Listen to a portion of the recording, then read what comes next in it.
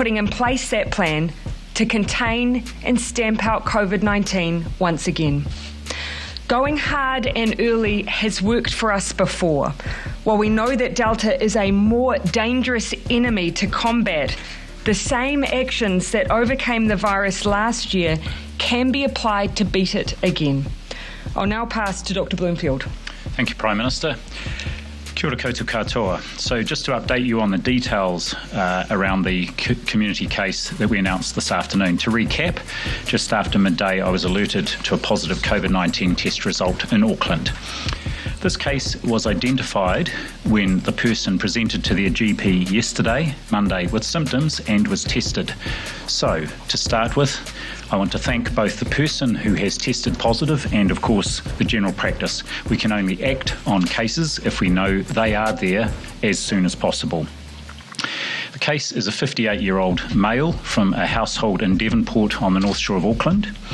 He became symptomatic on Saturday the 14th of August, so the infectious period is considered to have started on Thursday the 12th of August. Importantly, and this has been fundamental to our advice to the government, at this point there is no obvious link between this case and the border. Whole genome sequencing is being rapidly carried out at ESR's Auckland laboratory for this case, and we expect to have the results through in the early hours of tomorrow morning. The whole genome sequencing will help us learn about this infection and whether or not it is confirmed to be one of the Delta variants we have seen overseas, and it should also give us information about potential links to other cases.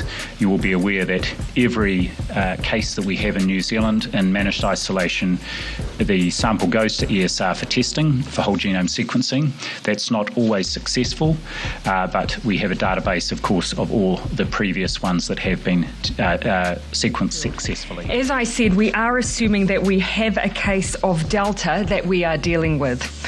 International evidence and science around the Delta variant of COVID-19 shows that it is potentially twice as infectious and more liable to cause severe illness.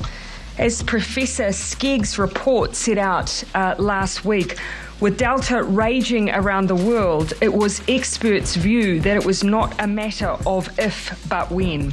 As it is, we are one of the last countries in the world to have the Delta variant in our community. This has given us the chance to learn from others. And while this is a situation no one wants to be in, there are benefits to being amongst the last.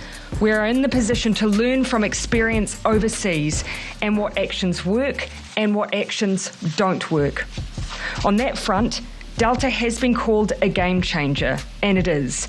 It means we need to again go hard and early to stop the spread. We have seen what can happen elsewhere if we fail to get on top of it. We only get one chance.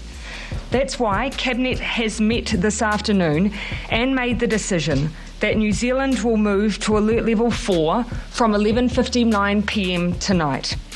Level 4 will be for an initial period of 3 days, except for Auckland and the Coromandel Peninsula, who we anticipate will likely be at Level 4 for 7 days, due to them being most closely linked to our current case. We have made decisions on the basis that it is better to start high and go down levels, rather than start too low, not contain the virus, and see it move quickly.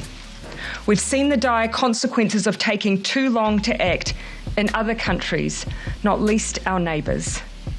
Just as we successfully stayed home and saved lives last year, I'm asking the team of 5 million to unite once more to defeat what is likely to be this more dangerous and transmissible variant of the virus. Now I want to come back to what Level 4 involves, given it has been a year since we used this, the highest alert level that we have. The underlying principle for Level 4 is reduce down contact between people to a bare minimum, essential contact only. That means the simplest thing New Zealanders can do to stop the spread of the virus is to stay at home. Beating Delta means lifting our game. Delta spreads more easily via the air, so physical distancing is even more important. As we've seen overseas, particularly in Sydney, Unnecessary trips outdoors have spread the virus and mean communities have not been able to get on top of it. So I ask New Zealanders to please follow the rules to the letter. Let me quickly expand on each of the reasons for leaving your home briefly and some of the common questions that you might have. The reasons for leaving your home under Alert Level 4 include physical exercise in your neighbourhood, visiting the supermarket, dairy or pharmacy, necessary medical care, or getting a test. And if you undertake these activities, please wear a mask when you leave the house. The bubble is back. The people in your bubble should be the people in your immediate household or those dependent on you.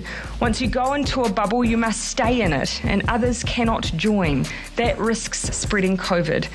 If you are completely isolated or you live alone, remember you can join a bubble with one other person that you have contact with. It needs to be just you and that person though. You must be faithful to them and they must be faithful to you. Those in those circumstances will remember those rules from our last Level 4. If you have multiple contacts with others, that is where the risk increases, and we cannot afford that. You can drive locally to your supermarket to get food, but again, we ask that you maintain your physical distance, again, to 2 metres from others who may be undertaking essential errands, and again, please wear a mask. Other than that, we're asking people to stay home. Only shop when you need to. And it is preferable that there is just one person per household that goes shopping to reduce any risk of spread, and that they follow the instructions of staff. Remember to always act like you have COVID-19. Stay clear of others. Don't put them in harm's way in the same way you'd expect that they don't put you in harm's way. I want to finish by acknowledging our frontline workers. The most important thing we can do to acknowledge their work is to only leave home for the reasons that I have described. I know that one of the worst things about COVID-19 is the absolute uncertainty that it creates, but we know more now than we did a year ago. We know that this strategy works. We know that we are a strong team of 5 million, and we know that life will get easier. We just need to keep going. We'll both be back tomorrow at 1 p.m. to provide you with an update of all of the information that we have. Till then, please take care and please be kind to one another.